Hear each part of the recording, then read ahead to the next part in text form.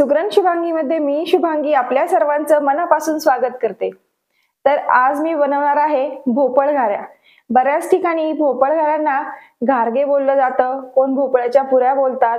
तर अतिशय सोप्या पद्धतीने अजिबात तेल धरत नाहीत, मऊ लुसलुशीत भोपळ घाऱ्या कशा बनवायच्या ते पाहूयात। तर भोपळ घाऱ्या बनवण्यासाठी या ठिकाणी मी डांगर भोपळा घेतलेला आहे। हा साधारणतः 1 किलो आहे।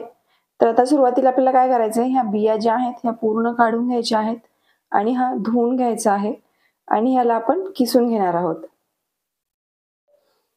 तर अशा प्रकारे ह्या भोपळ्याच्या ज्या खापा आहेत ह्या करून घेतलेल्या आहेत।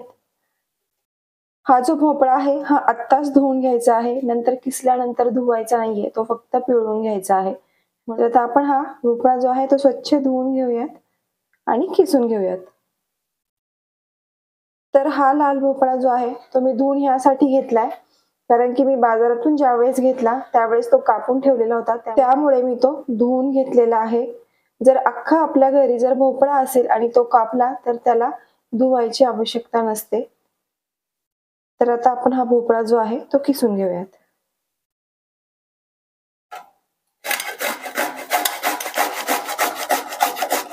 तर आता आपला भोपळा जो आहे तो किसून झालेला आहे। तर आता आपल्याला हा भोपळा पिळून घ्यायचा आहे। तर आता हा भोपळा आपण पिळून घेऊयात, घट्ट पिळून घ्यायचा आहे। जेवढं पाणी आपल्याला त्याचं बाहेर निघेल तेवढं काढून घ्यायचं आहे। तर आपला भोपळा जो आहे तो पिळून झालेला आहे आणि भोपळ्याचं पाणी जे आहे ते उरलेलं आहे। भोपळ्याचं पाणी हे अगदी पौष्टिक असतं। तर हे उरलेलं पाणी जे आहे त्यापासून आपण सूप बनवू शकतो किंवा आपण चपातीचं पीठ मळतो त्यावेळेस पाण्याऐवजी आपण ह्या भोपळ्याचं पाणी उरलेलं आहे हे टाकून देखील आपण पीठ मळू शकतो। त्या चपात्या देखील खूप छान लागतात। तर आता आपला भोपळा पिळून झालेला आहे आणि गॅस जो आहे तो मी चालू केलेला आहे। यामध्ये 1 चमचा जे आहे साजूक तूप वापरायचं आहे आणि ह्या तुपामध्ये भोपळा छान परतून घ्यायचा आहे। साधारणतः 1 मिनिट तरी आपल्याला हा भोपळा आहे तो परतून घ्यायचा आहे।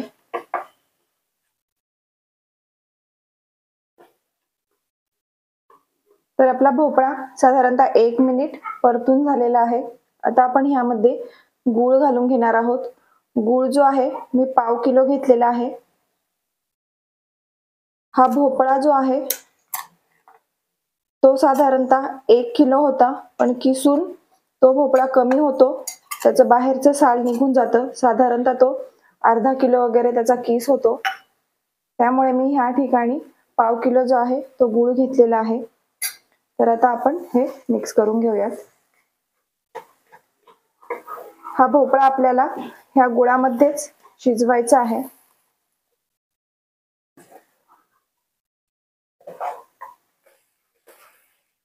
भोपळा पटकन शिजला जातो, त्याला अजिबात वेळ लागत नाही।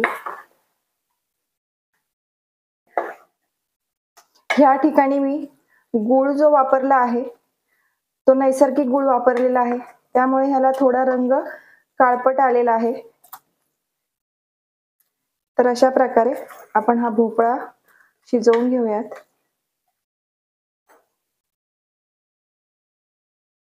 या ठिकाणी गुळाचा पाक झालेला आहे, हा आपल्याला थोडासा आटवू द्यायचा आहे, खूप पातळ असं हे ठेवायचं नाहीये। आता हा गुळाचा पाक जो आहे तो बऱ्यापैकी आटलेला आहे, तुम्ही पाहू शकता। तर आपल्याला ह्याच ठिकाणी गॅस जो आहे तो बंद करायचा आहे आणि ह्यामध्ये वेलची पावडर वापरायची आहे। वेलची पावडर थोडीशी जास्त घालायची आहे, कारण की खाताना वेलची पावडरचा जो सुगंध आहे तो खूप सुंदर येतो, त्यामुळे वेलची पावडर थोडीशी जास्त। तर आता आपण हे जे मिश्रण झालेलं आहे हे आपण थंड करून घेणार आहोत। साधारणतः 15 ते 20 मिनिट ह्याला थंड करून घ्यायचं आहे। तर आता आपण हे थंड होऊ देऊयात। तर ह्या ठिकाणी आपलं हे जे भोपळ्याचं मिश्रण जे आहे ते थंड झालेलं आहे। तर आता आपल्याला ह्याचं पीठ मळून घ्यायचं आहे। तर ह्या ठिकाणी मी गव्हाचं पीठ घेतलेलं आहे। ह्यामध्ये जेवढं गव्हाचं पीठ बसेल तेवढं घालायचं आहे, पण खूप जास्त देखील गव्हाचं पीठ यामध्ये वापरायचं नाहीये. जास्त जर गव्हाचं पीठ वापरलं तर भोपळ्याचा नैसर्गिक जो स्वाद आहे तो निघून जातो आणि साधी पुरी जशी लागते त्याप्रमाणे लागते. त्यामुळे पीठ जे आहे अगदी जास्त वापरायचं नाहीये. ह्या ठिकाणी मी 3 वाट्या गव्हाचं पीठ घेतलेलं आहे आणि ह्यामध्ये आपल्याला हा भोपळा मळून घ्यायचा आहे. जर गव्हाचं पीठ जास्त वापरलं तर पुऱ्या ज्या आहेत त्या देखील कडक होतात, मऊ लुसलुशीत अशा पुऱ्या होत नाहीत. जर जास्त दिवस आपल्याला पुऱ्या टिकवायच्या असतील तर त्यासाठी आपण गव्हाचं पीठ जास्त वापरू शकतो. त्या पुऱ्या खूप जास्त दिवस टिकतात.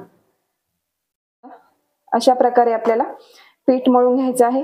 खूप घट्ट देखील नाही आणि खूप पातळ देखील नाही. तर अशा प्रकारे हे पीठ जे आहे ते मळून झालेलं आहे. तर आता आपण हे पीठ एक 10 मिनिट तरी असंच भिजवून द्यायचं आहे. जास्त वेळ भिजवायचं नाहीये, कारण की भोपळा जो आहे तो पाणी सोडतं आणि पीठ जे आहे ते आपलं लूज पडेल. त्यामुळे आपण हे जास्त काळ भिजत ठेवायचं नाहीये. तर गव्हाचं पीठ घेण्यासाठी ह्या ठिकाणी मी ह्या आकाराचं फुलपात्र वापरलेलं आहे. तर हे 3 फुलपात्र मी पीठ घेतलेलं आहे. हे खूप जास्त मोठं नाहीये, मध्यम आकाराचं फुलपात्र आहे. आणि ह्या ठिकाणी मी आपल्याला ज्या आकाराच्या पुऱ्या हव्या आहेत त्या आकाराचे आपल्याला तेवढे गोळे बनवून घ्यायचे आहेत. तर ह्या ठिकाणी मी गोळे बनवून घेतलेले आहेत. तर आता आपण हे लाटून घेऊयात. त्यासाठी कागदाला थोडासा तेलाचा हात लावायचा आहे. या ठिकाणी मी प्लास्टिकच्या पेपरचा वापर केलेला आहे आणि आपण हे अशा प्रकारे लाटायचं आहे. हलक्या हाताने हे लाटायचं आहे, कारण की अगदी सहज त्या लाटल्या जातात. खूप जास्त जाड लाटायची नाहीये किंवा खूप पातळही लाटायची नाहीये. तर अशा प्रकारे आपल्याला ह्या आपल्या पुऱ्या ज्या आहेत किंवा घाऱ्या ज्या आहेत त्या लाटून घ्यायच्या आहेत. तुम्ही पाहू शकता अशा प्रकारे आपल्याला पुऱ्या लाटून घ्यायच्यात.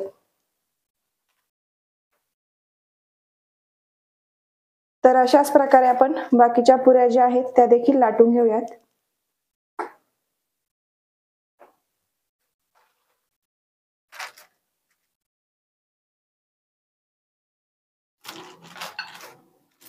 तर अशा प्रकारे आपल्या पुऱ्या लाटून झालेल्या आहेत. तर आता आपण पुऱ्या तळून घेऊयात. तर घाऱ्या तळण्यासाठी ह्या ठिकाणी मी तेल तापत ठेवलेलं आहे. तर आपलं तेल जे आहे ते देखील तापलेलं आहे. तर आता आपण आपल्या घाऱ्या ज्या आहेत त्या तळून घेऊयात.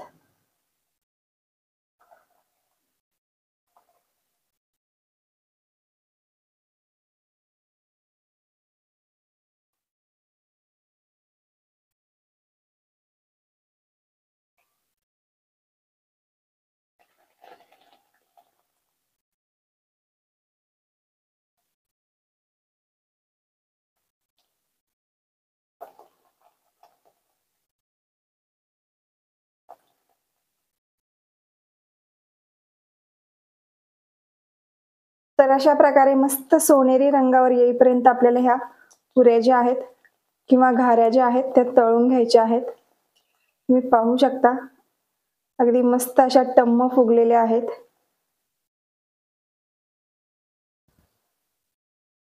तर अशा प्रकारे आपण बाकीच्या ज्या भोपळ घाऱ्या आहेत त्या देखील तळून घेऊयात.